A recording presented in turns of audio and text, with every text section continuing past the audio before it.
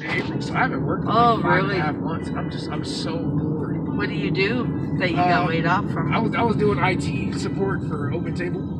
Oh, wow. So all the restaurants that use the Open Table software. And yeah, So that whole industry, you know. Oh, Because man. the whole company was Bookings Holdings, so it's like Open Table, it's Kayak Hotels, it's like Hotels.com, it's like a car rental. It's all, you know, one. Oh, my One gosh. corporation, everything. Like we laid off like 40% of our workforce across like all 5 brands. I tell you what, Uber's good money. Indeed, that's what people. My driver this morning was saying. Even like with stuff, you know, closing at 11 and all. She's like, I still make decent money doing this. And you know, it's funny because I refuse to drive late, you know, for the drinking crowd. Right. Only because, you know, I did try it a few times, and it just was too many people were dialing. You get there and they go, oh, I didn't call you, and it would take a while to get to them downtown. Right. And I'm finally like, you know, I don't really. I make good money driving during the day. Why drive at night and hassle with all of it? That was the same thing with my dad. He retired and moved down to Florida, and he doesn't have like a huge retirement. So he's like, you know, I'll drive and just kind of supplement my retirement a little bit. Yep.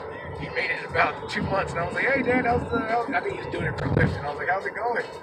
I couldn't, because my parents don't drink at all. They haven't drank in like 40 years. Oh, yeah. So my dad, he just could not stand drunk people. He doesn't drink at all, you know. You should tell your dad he should just drive during the day. Right. Take the people to just work. got out of doing it for some reason. And I was like, Yeah. I was like, you don't have to drive at night, Dad. I was like, yeah, get up at 6 o'clock. You're like me, you don't sleep anyway, so just get up at 5 a.m. and just drive until noon. Yep. It's extra money for you anyways. A lot of people do that. They get up, they drive for a while, you know, during the rush hour of, you know, getting people to work and everything. Right. And then they don't drive for a while, and then they go back out. That's what I would love to do. Like I said, especially being unemployed, it's like I could just 3 o'clock in the morning get up, see if you get some airport rides, you know, get done at 7, go get brunch somewhere, go home and watch your favorite show. Yep. Noon or 1 o'clock, get up, you know, go back out and drive again. Why not? And one thing I always tell people, you know, which used to get me, there's a lot of people that, ever since COVID, you know, I couldn't drive for a couple weeks because, well, I could, but I went out and there was nobody taking rides. And I'm like, I'm not going to waste my gas, Just sitting there, you know. And so I went home, and then so I thought, okay, after 2 weeks, I was bored. I'm like, I can't do this anymore. So I'd be at home, and I'd turn it on, and I'd get a call, and I tell you what, I would be busy.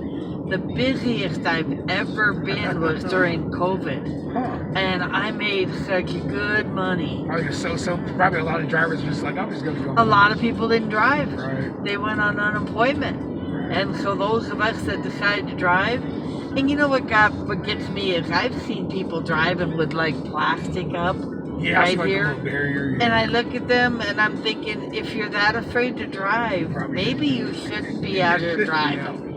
Like as long as you have a mask on, everybody in your car has a mask on. Yeah, you should be fine. Wash your hands, sanitize them here and there. Like. Yep, I got hand sanitizer in here. I've got, you know, everything I need. I get my gas, I sanitize my hands. That's fair. You know, but did they guys give you any ruling? Like, what if someone gets in your car and they're just like coughing like crazy? Like, can you guys in the garage? We can ask them to leave, yeah. Okay. If there are cars, okay, you know, right. so we can ask anybody to step out of the For car. any reason, like, no, you gotta go. Yep.